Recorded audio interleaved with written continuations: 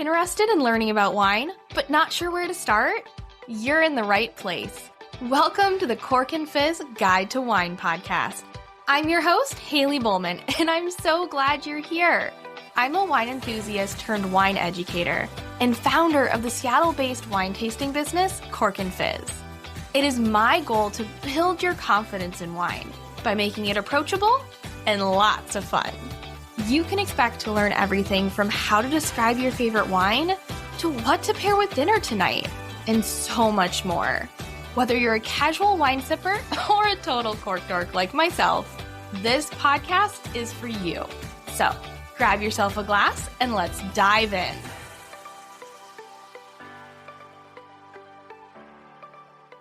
Hello and welcome back to the Cork Fizz Guide to Wine podcast. So glad to have you here. And today's is a special episode because it is releasing on my 30th birthday. So I thought it would be fun to do a little interview. And I'm not going to interview myself because that's a little dorky. I thought instead it would be fun to bring in Mr. Cork Fizz, my husband, to come in and do an interview with me. And so he's going to be interviewing me. I have asked you folks for questions. I asked on Instagram. If you're not already following me, come find me at Cork Fizz. But I asked you to come up with some questions. So we have all of those. And he's been working hard on some questions as well. They're all going to be centered around, wine, Cork Fizz, the business, all of that fun stuff. And if you have other questions, follow-ups as you're listening to this, you can always find me on Instagram at Cork Fizz or send me an email, Haley at Cork Fizz. So without further ado, let's get into Haley's interview and I will introduce Mr. Cork Fizz. How you doing? Good. How are you? How's it feel to be on the podcast? Feel like I'm in the spotlight, you know? Well, good news. They mostly just hear you, so you don't have to worry too much. All right. Cool. So should we get it started. Let's go. All right. So I guess first off, I'd like to start kind of like from the beginning a bit in terms of like Cork Fizz and just talk about a little bit about creating Cork Fizz, like your inspiration behind it. Like, did you have it in mind for a while or was it kind of a spur moment thing? And, I have an idea of kind of what. I think it'll be fun to talk about it with you here as well, because I knew you were a big part of starting Cork Fizz. I mean, not that big. But you were around. You helped build the website up. I did. With the name as well. Oh, that true. Yeah. I mean, that was very helpful. Yeah, exactly. Couldn't have done it without me. Give you credit where credit's due. But yeah, Cork Fizz started the story I always tell, and what it is true. It came from, our wine club with friends, and we would meet with them once a month, and we'd all bring a bottle of wine to share, and it was just like a good way to connect. And then I was interested in learning more about wine, so it was a good opportunity for me to learn more about wine without us having to buy as much wine ourselves. I mean, that's fair. We still did buy a lot of wine. Well, and for like the friend group, I feel like a lot of them, at least what I recall, like weren't as interested in the more technical side of wine. They were more like, oh, let's taste some fun wine. Sure. Totally fine. And I think, we really enjoyed that. And then the pandemic hit and it was like, okay, we're not getting together anymore. We can't do this, but I still wanted to do something. So I put together the first virtual tasting. And I don't know if you remember, we poured wine into little plastic cups. Dozens of bottles. Or it was first. 6 cups. Yeah. And then dropped it off at everyone's door and had the first ever virtual tasting. And then it was just like a moment after that where it was like, maybe I want to do this for real. And actually this, I think other people would enjoy this and would enjoy having that social moment. At the time, it was a social moment when we can't be together in person. And then it's kind of expanded from there of teaching people about wine, but more so using wine as a way to connect people, I think is what Cork Fizz has more been about. And then, of course, talking about naming it and everything. If anyone hasn't heard the story, we, basically came up with the entire Cork Fizz website and the name for Cork Fizz and started the business all on a little weekend vacation. That's right. In a cabin in the woods when it rained all weekend. And so we were like, well, I guess we're doing this. It was a very small cabin. I recall. And then, we just I think we just wrote down a lot of different words that were related to wine. Yeah. And just kept looking up to see if it was taken yet and kind of seeing what the vibe was. On the web providers or something. Yeah. Had all the website names. And then we came up with Cork Fizz and that was the start of it. Yeah, that was pretty fun. And now it's been how many? 6 years since? That's too long. Probably 4? 5 years. 5 years? 5 years. Because it started in 2020. It Oh, was yeah. October of 2020. Okay. So it's just about Coming up on 5. 5 years. Okay. Yeah. Cool. Cool. Well, yeah, it's been history ever since. Yeah. Cool. Awesome. Just a quick reminder, if you are not on my mailing list yet, what are you waiting for? I would love for you to join. When you do, you'll get a free shopping guide that has 15 of my favorite wines under $15. Head to corkandfizz.com, scroll down to the bottom, and there'll be a little section where you can join the mailing list. I send out a weekly newsletter filled with wine tips, recommendations, special offers, and so much more. Now, let's get back to the show. Right. Well, I guess moving right along. And I did get some of these questions from folks on her Instagram. And Yeah. some, as she said, I was working hard trying to come up with these. Yeah. Not that hard, but I was Fair enough. I was using my noggin. All right. So I guess speaking of bringing people together for, social reasons or whatnot, I guess, do you have like good suggestions or like good ways to turn more friends into wine drinkers? If people are, they're more beer people or, they only like sparkling wine or they only drink, dare I say, like barefoot or Sure, yeah. cupcake or something like that to kind of help them realize how cool of a, I guess, hobby it can be. Yeah. Just to like learn more about wine, to taste cool things. And so, yeah. Yeah, I think it's an interesting question because I definitely feel like this came up for us. Like this was something where like I wanted to create a group of friends that would drink wine with me, right? Yep. And so it was like, I think I was starting from a place where people were more like, oh, we drink. It's just like wine isn't the first thing we think of. Sure. So it was a lot easier to just be like, I created the environment for drinking wine. Like I was like, great, let's do an actual wine night. Mhm. And like, so I think the first thing would be like, start by hosting experiences around wine and, invite people to those. And even if they're not big, and be okay with the fact that they're not big on wine, and, let them know that like, that's fine. You don't have to be an enthusiast. You don't have to be an expert. Just like come hang out.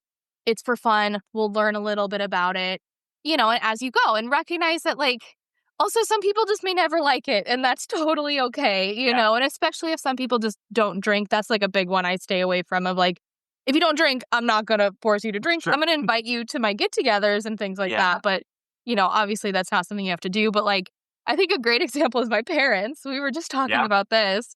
My mom was a big sweet wine drinker. And then my dad just like did not like He's wine. a Bud Light drinker. Yeah, he's a Bud Light drinker.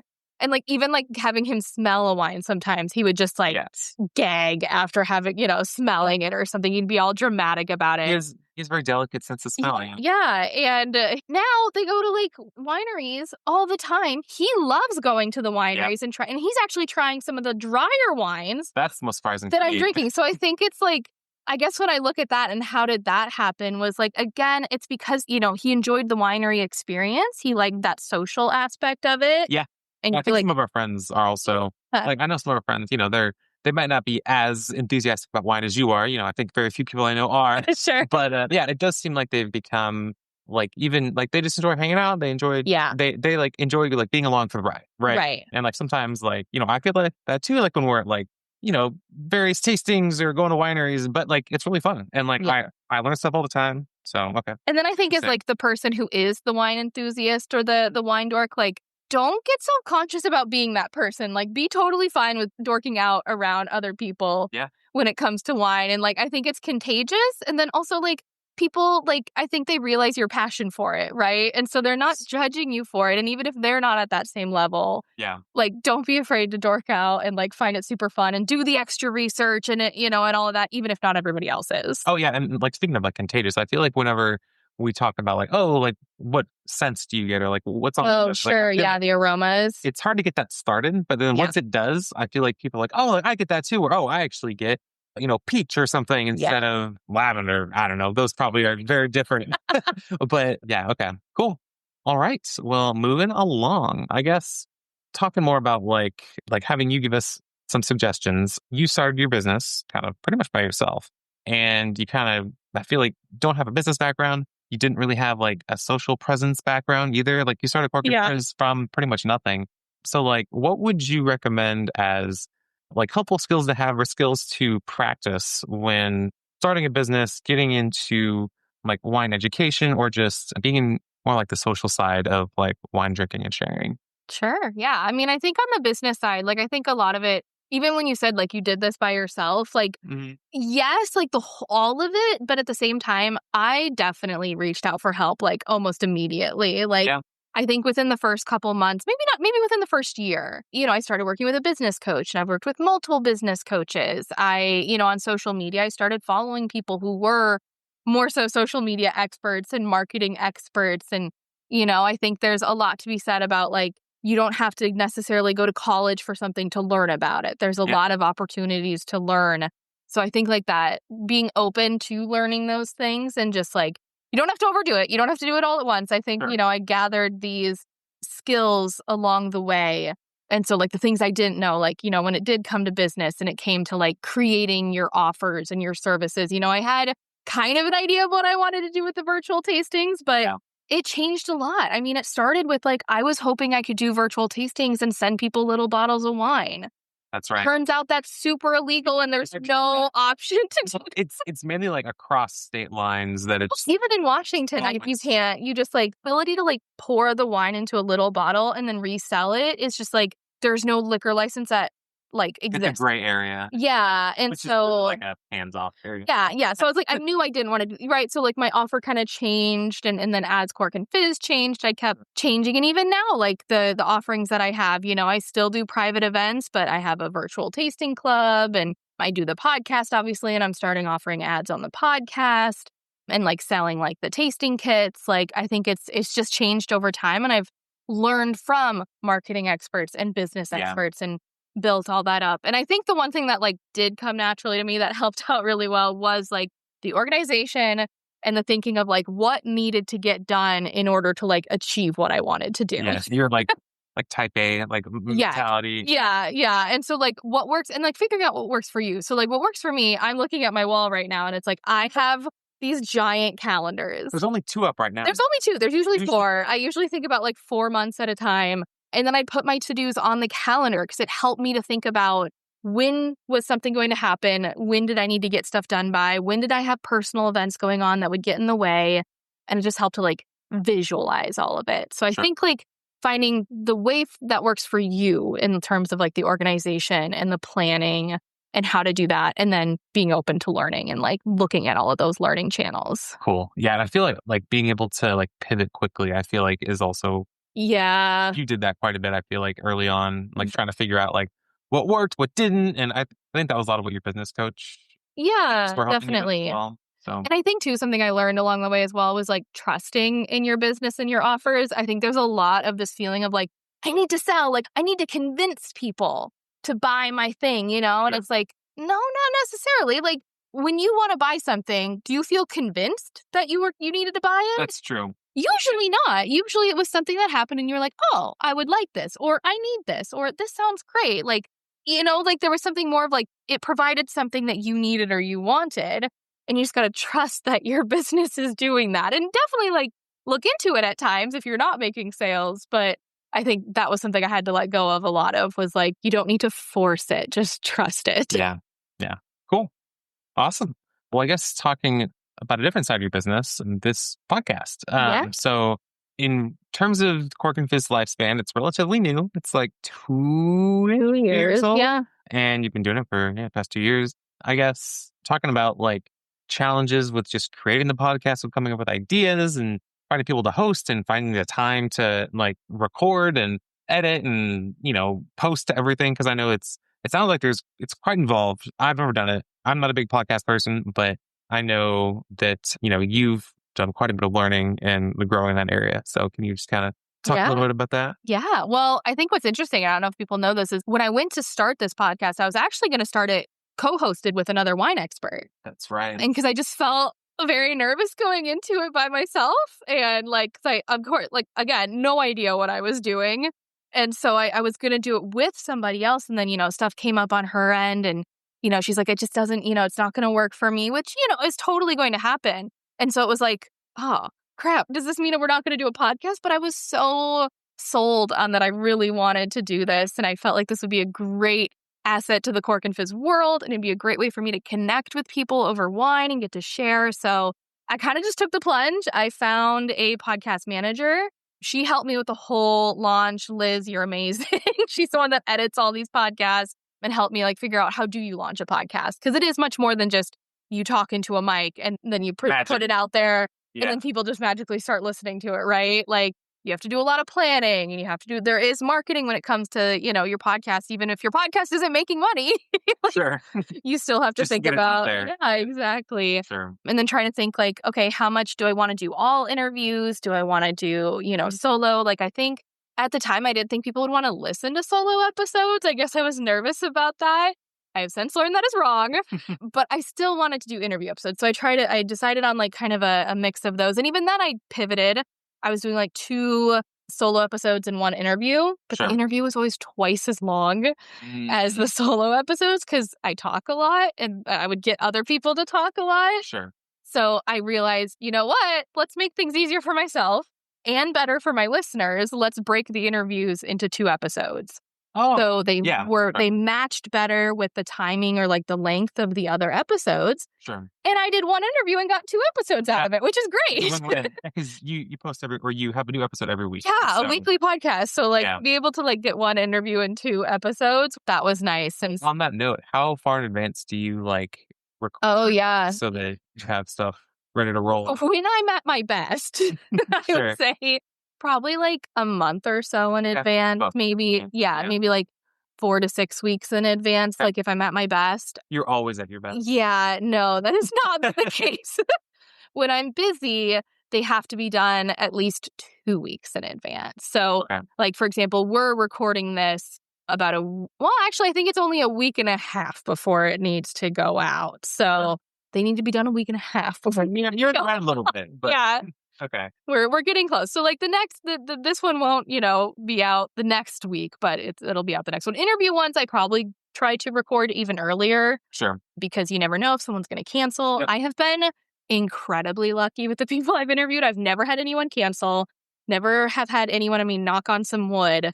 I've never had anyone, never had anyone cancel. Never had anyone just like not show up. Yeah. We've had to reschedule a couple of times. I've had to do it myself to reschedule. And everyone's been wonderful. So luckily that's gone well. Awesome. Cool. All right. So let's see. Let's get a good question here. Oh, and so I suppose we kind of talked about this a little bit, but someone that wants to start hosting tastings, they listen to you like, oh, this sounds really fun. I've got some wine gals or guys that are interested that want to get into wine. And how would you, like, what would your first steps be if you were like doing this all over again? Yeah. Like, okay, I want to host a wine night or I want to host a wine get together. How would you start? Yeah, I think the biggest thing is like just get the logistics out of the way, right? You need to find a time. Yep. You need to, Which is hard in of itself. Hard, yeah, that's true. And sometimes like you can either do like a poll and ask your friends and find out, or I think sometimes we've just been like, great, this is the day. Whoever can make it, right? Yep. And then you send out the invite. And then I think just like what's fun about a wine night is like pick a theme, right? And so I think for our very first wine night, we did like bring a favorite wine. Yes. Admittedly, maybe not the best first theme. Especially on a Monday night. Well, yeah, don't do it on a Monday night. That's another time. Yeah, that's a story for another day. But yeah, I would say like choose a theme and maybe make it a little easier for folks to find something on that theme. So it's not as open-ended, Yeah, so it's not like, so they're not like, oh, but I don't drink wine. I don't have a favorite. Sure. Right. And so I think, even just like picking a grape variety could be fun. Or maybe pick a country, because I think that's a little easier to find something. And then you can kind of keep all the wines within a certain category. That's a good idea. And our themes are always pretty fun, I feel like. Yeah. And then from there, you can get creative with your themes. I know we've done like animals on the label, or like we had Cabernet Beret. So it was like any varietal that had the word Cabernet in it. So there's a few of them, right? And we've done like a Pinot night. So it's like Pinot Noir, Pinot Grigio, Pinot Blanc, right? Because there's so many. And so I think you can go from there. And then really the setup, once, when you're expecting folks, a setup is good. Like I think definitely have food, definitely have a lot of water. Charcuterie board. Yeah, charcuterie boards are perfect. I think it's just like a perfect, vibe. And if you want to learn about the wine more and you want to encourage folks to learn more about it, have tasting notes, like a piece of paper for folks to write down their tasting notes. Yep. You can see some examples, obviously selling point of like, I do sell the tasting notes that I use with my friends and what I've used in tastings in my like start your own wine club kits. You can see those. But it can also just be as simple as a sheet of paper and you're just encouraging people to jot down notes. I think it keeps people focus on the wine a little bit. Yeah. It gives you something to go back to. As the night goes on, it gets a little more challenging to stay on track. Exactly. Yeah. So have that like sheet of paper and pencils for everyone. And then I really like the Wine Folly book. Mm-hmm. I think that was a fun thing for people to look up and kind of like learn a little bit as you went. And then, at the end of the night, choose your favorite. Because again, it encourages people to look back at their tasting notes and figure out what they liked best. And then just kind of keep up with that. Like monthly worked really well for us. If your friends are busier, your life is busier, maybe every other month. But just kind of keep up with it. Fun. Okay. Yeah. Well, you've done a great job. I think our friends will love it, and I like it too. Yeah. So. And we're hosting one tonight. We are. Yeah. It's tonight when we're recording, not tonight when this. Yeah. Exactly. That's true. Who knows? All right. I guess back to the podcast. I know you've had a lot of different people, either as that you're interviewing or just like chatting with, and I guess who's like the most interesting person that you've interviewed besides me? Yeah. Well, I suppose you're interviewing me. So I'm the most interesting person you've ever interviewed, right? I'm not going to interview anybody else. So just said yes. Well, I did say yes, just in a different way. I'm so grateful to the sponsors who help make this podcast possible. And today's sponsor is one I personally love, wine.com. I'm all about exploring new wines, but let's be real, it's not always easy to find unique bottles, especially if you're limited to what's near you.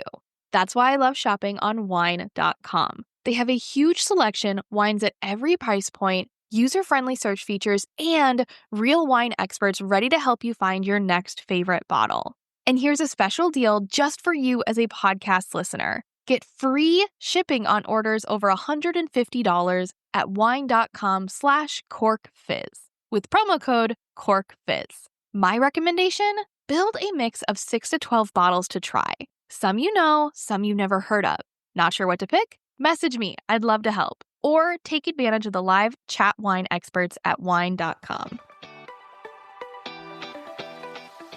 Gosh, that's a hard question because I love my interviews. I adore the interviews. Yeah. I think it's so cool. I've interviewed people from all over the world and like in areas of wine that like it just, to me, it doesn't make sense that they are talking to me. Like I'm just like, I am not cool enough for you to be having a conversation with me right now. Like, it's really cool. I mean, I've had some top sommeliers that have worked at some of the most amazing restaurants. Mm-hmm. I think a big moment for me, and it was very early in the podcast, was having Bianca Bosker on the podcast. Yeah, she's the author of Cork Dork. And if you've ever heard my story, Cork Dork was the very first wine book that I read and fell in love with. And it's kind of what got me into wine in the first place, even before Cork and Fizz was a thing. Blame. Yes, you can all blame Bianca. But yeah, it was really cool to have her on the show. I once had an ex-NFL player and his business partner. They make a wine out here, Dossier. I had Karen McNeil as a Cork Crew guest and then got to share that Cork Crew interview on the podcast. So not quite the same thing, but she's the author of the Wine Bible, which is like that's right, the wine book, right? Wine Bible. Yeah, exactly. And then just every winemaker along the way. I mean, they're so busy trying to, make wine and do all these things. And the fact that they set aside time to talk to me and answer all my crazy questions I have about wine and my ability, and I get to learn about all this directly from them is so cool. Possible. Yeah. I mean, like I said, you've had some really interesting people. Yeah. Kind of famous people too. I know. Awesome. All right. So I guess now that, hasn't been announced as of this recording, but as of the airing, yes, you are pregnant. I am pregnant. Last I checked. And so obviously it's not recommended to drink wine while pregnant. Right. So you've kind of been, doing some tricky stuff on your tastings and things to, not really make it obvious that you're like not actually drinking. And in terms of like post baby, like what are your plans do you have any plans for Cork and Fizz? Are you going to ask for a glass of wine right after the baby comes? Or what things are you thinking about once you become a mom? Yeah. Well, I think on like the wine side of things, it is very funny. I definitely first trimester, I'm past the first trimester now, but in the first, wine didn't even sound good. So it was pretty easy to like avoid it. I will say now in the second, I am very much craving it and it is really hard to not want a glass I just don't think there's any replacement for wine. Non-alcoholic wine just does not do it. I have yet to have there a have been good some one. That have been like decently good substitutes, but not a true substitute. Like, okay, Right. And they're usually sparkling and they usually just kind of taste like sparkling juice. Yeah. So it means it doesn't taste bad, but it just doesn't taste like wine, Not wine. right? And then, yeah, of course, with tastings, I've had to do, I usually do the sip and spit if if I do need to sip, or I just don't drink the wine. And I think people surprisingly don't notice very much. Yeah. Because I also have to do a lot of talking during the tasting. So that's easy enough. And then I think for afterwards, I doubt in that moment I will want a glass of wine. I love wine, but I can't imagine I'll be right on top of it. You're not going to say, "Here, take the baby, give it a glass of wine." That's well. If you do, then I'll stop you. Okay, obviously. But I do look forward to it and definitely plan to drink afterwards. But I think it'll be very different. And we've talked about this too, about being safe and smart about drinking alcohol when we now have a much larger responsibility. Yes. Yeah, so that'll change, but I do look forward to finally getting to drink some of the wine that's been sitting in the wine fridge for way too long. Yeah, at got this some point. wine outside too. I know. Don't remind me. I'm trying not to think about it. And then for Cork and Fizz, I guess, I definitely want to try to set myself up for a little bit of a maternity leave. Sure. Probably pre-record a bunch of podcasts so that they can, go out and hopefully be at my best. So I will get them done, a few months in advance. And have that all done. And then I'm just kind of trying to figure out from there what it looks like as a solo business owner taking a maternity leave. It's very different from my corporate job where I can just, be like, "See ya, folks. Peace out. I'm going to be gone for a while." Sure. Versus my own business. I can't just be like, "All right, bye." Yep. It's you're the one driving. Yeah, so. I gotta set it all up. So I'm sure there'll be some changes coming in the future. Cool. Okay. Well, yeah, exciting. And again, congratulations to us. Say to me, and I'm like, no. You are part of this. Sure am. Cool. Well, I guess thinking more way in the future. Well, not in the future, just hypothetical. If you could only drink one wine for the rest of your life, say you're on a deserted island, say lost happens to you, hopefully it doesn't. What wine would you drink and why? And let's start with red or white. Okay, I think if going it's through between your tasting notes, oh, nice. I like it. White? All right. I think it would be a white wine. White wine? Okay. Yeah. What kind of profiles, flavors are you most? Well, so here's the thing. I'm wondering if this question is that it can only be one bottle, a specific bottle, and I just have cases of that, or can it be a style or a variety? And Let's do style variety. Okay. All right. So white wine, you've said. I think in that case, it's a pretty easy answer on the white one. Well, okay, I'm between two, but I think I'm going to stick with my gut. Is one of them a Chenin? It's Chenin Blanc. Chenin Blanc? Yeah. It's Chenin Blanc. If I could only drink, if you were going to say it was only one variety for the rest of my life, it'd be a Chenin Blanc. I think because you can make it in so many different styles. You would never get bored. You could do, rich and creamy. You could do bright and tart and fresh. You could do sparkling. You can even do a sweet, luscious kind of style of Chenin. Sure. So that would be my answer. And I think if I had to choose a single bottle or a single specific one, you think you know what I'm going to say, but that's what you would choose. Okay. Which is obviously the correct option. Sure. So he would choose a Lola Chenin, which is from Napa Valley. It is wonderful, but I think I'd have to go with, I don't know the producer's name off the top of my head, but it's a Chenin Blanc from the Loire Valley. Okay. I want to say it's from somewhere, but I'm not 100% on that. Okay. Sounds like you have some homework to do. I know, yeah. I'm okay, let me get ready for my deserted island situation. Yeah. I need to know this bottle. Get your survival kit ready. Yeah. But we took it out once to a restaurant and we had it when we brought our own bottle. You know what I'm talking about? Yes. Yeah. So I can't think of the name of it. If you're wondering while you're listening to this, you can reach out to me and I'll tell you when I figure it out. But yeah, I would have that Chenin Blanc if it was the only one I could drink. Okay, nice. Now, if it was a red wine, if you had to take a red wine. If I had to do a red, if they're no, you can't do a white wine, I would probably do Beaujolais. Okay. Or Etna Rosso. They're both lighter styles of reds that can be done a little richer, but and if I was going to do a single style, it'd be a lighter version of it. Sure. So I just think it would you wouldn't get sick of it. Yeah. Or you would be less likely to get sick of it. You'd have to have a really big cellar for all that wine to last you Yeah, exactly. And speaking of cellars, let's talk about your dream wine cellar. Ooh, yeah. Would it be, super modern with lots of cool fridges? Would it be under the earth with all these old, wooden / like stone racks. How would it, I guess, where would it be? Yeah. And what's the vibe? Well, it'd be in our basement, so it's easy access, right? That's dangerous. But yes, I like And I think I want like a combo, right? I love the look and feel of an older cellar, but I do get really claustrophobic. So I need it to be like modern to the sense where like it's not completely underground and like dug into a cave. Sure. That kind of freaks me out. That's fair. Yeah.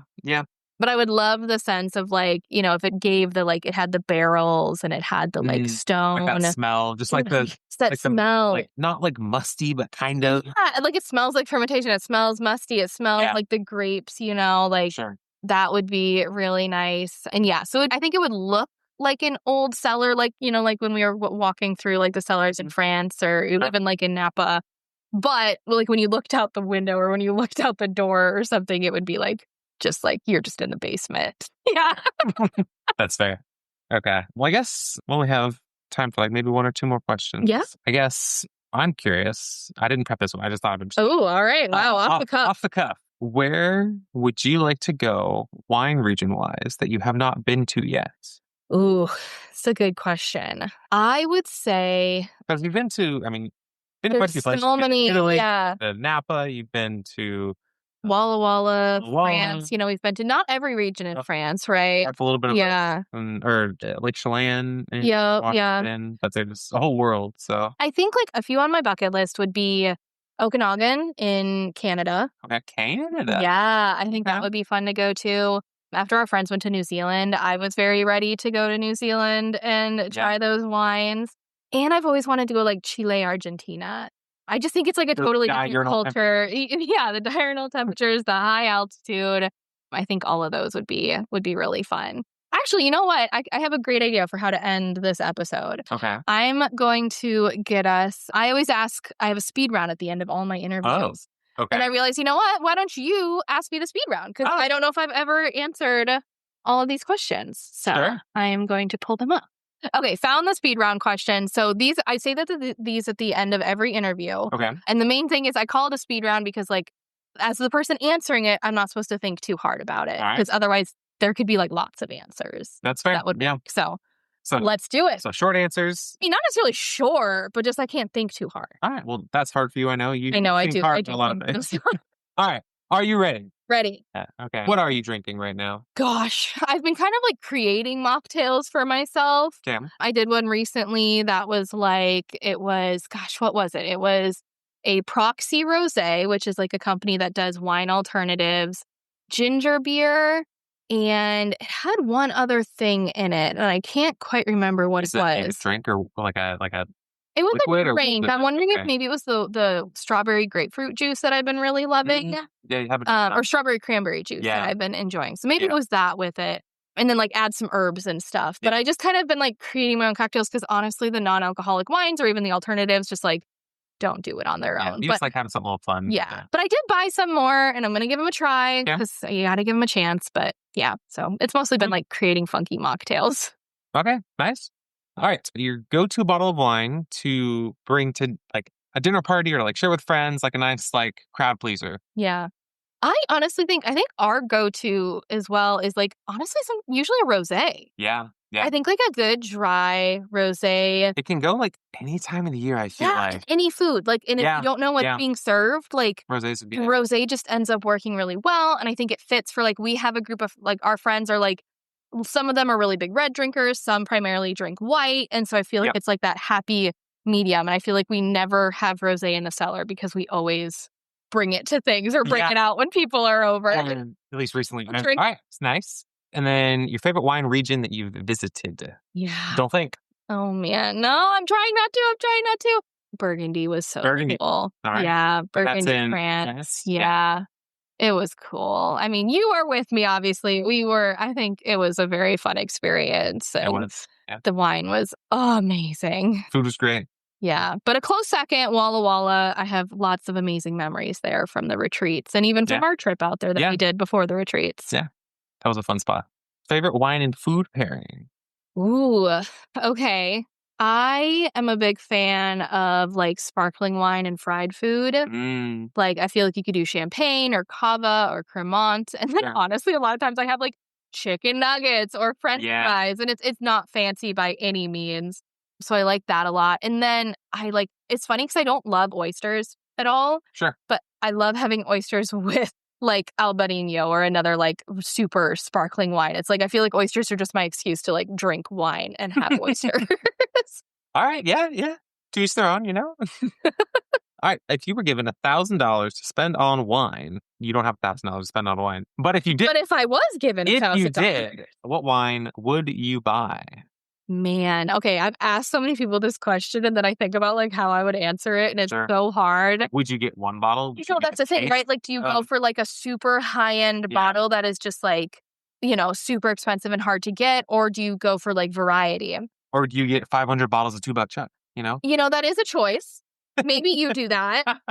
I'm leaning towards, and I think this is a different answer than I would have said like a few months ago. Mm-hmm. I think now thinking about like how much I already have in the cellar and like in our wine fridges, I think I would actually use it to maybe get like 2 or 3 or however many I can get like higher end bottles that I would otherwise feel bad spending money on, right? Like if someone was just like, here's $1,000, you have to buy wine with this. Yeah.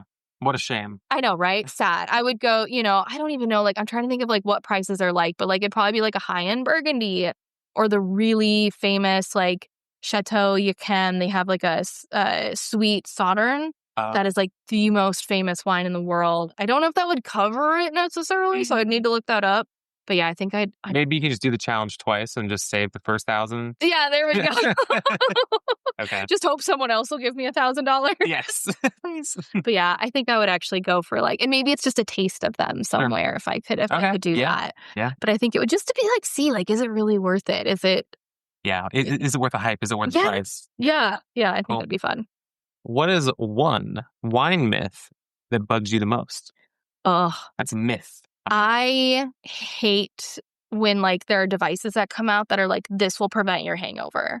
Like just use this or just do this and it'll, stir this into your wine and you'll something in wine. Well, like it's like a certain metal thing, I think, is what I'm thinking of, or like you put drops in the wine and it'll remove the sulfites and it'll filter the wine and it'll do this. And it's like, does it remove the alcohol? If it doesn't remove the alcohol, it will not prevent a hangover. Like the way to prevent a hangover is to drink water between every glass. Don't drink that much. Like eat food. Like it's just total like ridiculousness to me. I'm not a fan of anything that like claims it can prevent you from getting a hangover because I think it's like scummy marketing. That's fair. Yeah. Cool. Well, I think is that the end of the speed round? That is the end of the speed round. That was pretty fast, I think. We did pretty well. You thought a little hard about some of them. But... Sorry, I know. Okay. It was going to happen. Well, thank you for being here and for doing the interview. Yeah, thanks for having me. It was fun. I think I learned some things and I would be happy to come back. Yeah. Folks, let me know. Should we bring Mr. Cork and Fizz back? Should we do some co-hosting? Or should he stay away? Like never again. Don't do it. Yeah, please send me those messages. Yes. If you do, she won't tell me. Yeah. All right. Thank you so much. Of course. Yeah. Cheers. Cheers. I hope you enjoyed this episode of the Cork and Fizz Guide to Wine. I certainly had a lot of fun recording it. I always love when I get to do things with Mr. Cork and Fizz. He's been along for the journey with me this entire time. And if you want to see more of us, we actually do have some videos on Instagram. We've done some blind tastings together, and he has very nicely been in a few reels with me when I need, a second partner to work at it. So you'll see some of those. And let me know if you want us to do another episode, if you want to hear things from his point of view, or you just think it'd be like a fun thing to bring him in when we're talking about something wine. Who knows? But let me know what you think. And if you love this episode and you haven't yet, please rate the podcast. Leave a review. Let me know what you think. It would absolutely have it be my little birthday present. Remember, I'm turning 30 today. I would so love that. In next week's episode, it is going to just be me again. I know, sad. But we'll be talking about hybrid grapes. I feel like they've been making a comeback. I don't know about you. So hybrid grapes are basically grapes that are not just the European varietals, but they're mixed with the typically American varietals. And so they're usually hardier.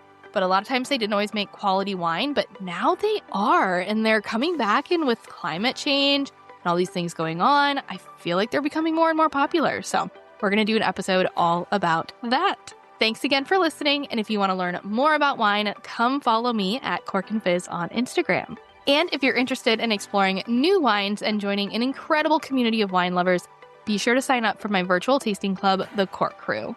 Head to thecorkcrew.com to learn more and use code WINESPECIAL to get your first 2 months for just $8 a month. Cheers!